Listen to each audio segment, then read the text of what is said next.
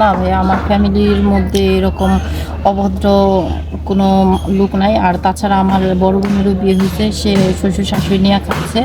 এবং আমারও ইচ্ছা যে আমার যেখানে আল্লাহ ভাগ্যে রাখুক, আমি আমার শ্বশুর শাশুড়িকে আমার নিজের সাথে রাখবো, বাট মা বাবার মতো দেখ। সুপ্রিয় দর্শক, আসসালামু আলাইকুম।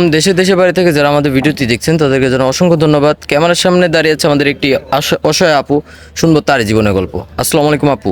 ওয়ালাইকুম আসসালাম। আপু, আপনার নাম? আমার নাম হচ্ছে পপি। পপি, দেশে বাড়ি কোথায়? আমার বাড়ি হচ্ছে রংপুর। রংপুরে। আপনার পরিবারে কে কে আছে আপু? পরিবারে মা আছে, বাবা আছে, আর আমরা হচ্ছে 2 বোন। বড় বোনের বিয়ে হয়ে গেছে, আমি ছোট, আমার ভাই নেই। কোনো ভাই নেই? আপনি ছোট বোন, বড় বোনের বিয়ে হয়ে গেছে, এখন শুধু আপনি পরিবারে আছেন। তো আপনার বাবা কি আপনাকে, যেহেতু আপনার বাবা বেঁচে আছে, আপনাকে বিয়ে দিতে পারছে না? বিয়ে দিতে পারে নাই দেখেই তো মূলত এখানে আসার কারণ, বুঝছেন?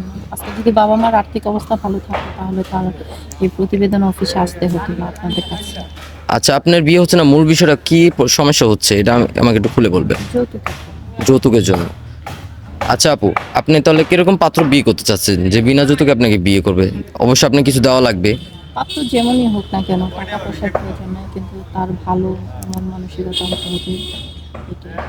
আচ্ছা, আপনি ভালো একটা মন মানসিকতা চাচ্ছেন, কিন্তু আপনার যৌতুক দিতে পারবেন না। অবশ্যই তাকে ভালো ব্যবহার দিতে হবে বা তাদের পরিবারকে সম্মান করতে হবে। তারা তো এরকম লোক চায় যারা বিনা যৌতুকে বিয়ে করতে চায়।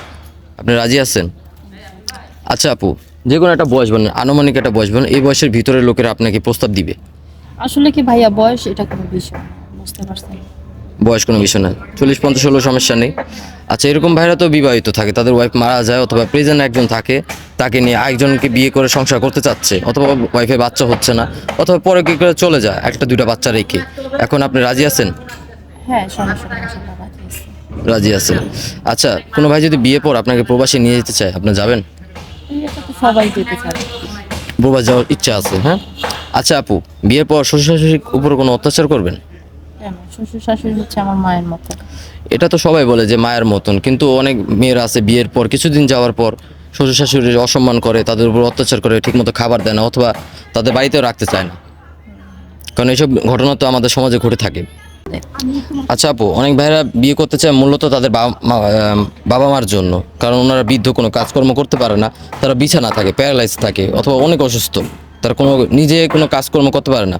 আপনি তাদের অ্যাকসেপ্ট করবেন, তাদের সেবা যত্ন করবেন? আচ্ছা আপু, আপনার সাথে যোগাযোগ করবে কিভাবে? আমার সাথে যোগাযোগ করবে কিভাবে ভাই? আপনি তো জানেন আমার কি ফোন নেই, এখন আপনাদের সাথে যোগাযোগ করলেই আমাকে পাবে। কোনো পার্সোনাল ফোন ইউজ করছেন না আপনি বর্তমান? সুপ্রিয় দর্শক, ইতিমধ্যে দেখতে পাচ্ছেন স্ক্রিনে একটি নাম্বার, এই নাম্বার ইমো হোয়াটসঅ্যাপ খোলা আছে। কেউ যদি পপি আপুর সাথে সরাসরি কথা বলতে চান, ওনাকে ভিডিও কলে দেখতে চান, কেউ যদি বিনা যৌতুকে ওনার দায়িত্ব নেবেন, তাহলে অবশ্যই আমাদের স্ক্রিনে দেওয়া নাম্বারে আমাদের সাথে যোগাযোগ করবেন, আমরা পপি আপুর সাথে যোগাযোগ করে দিব। উনি বেশ কিছুদিন আমাদের অফিসে থাকবে, কেউ অযথা ভিডিও কল অডিও কল দিবেন না। আবারও বলছি, কেউ যদি পপি আপুকে বিনা যৌতুকে বিয়ে করতে চান, অবশ্যই আমাদের সাথে যোগাযোগ করবেন। আচ্ছা আপু,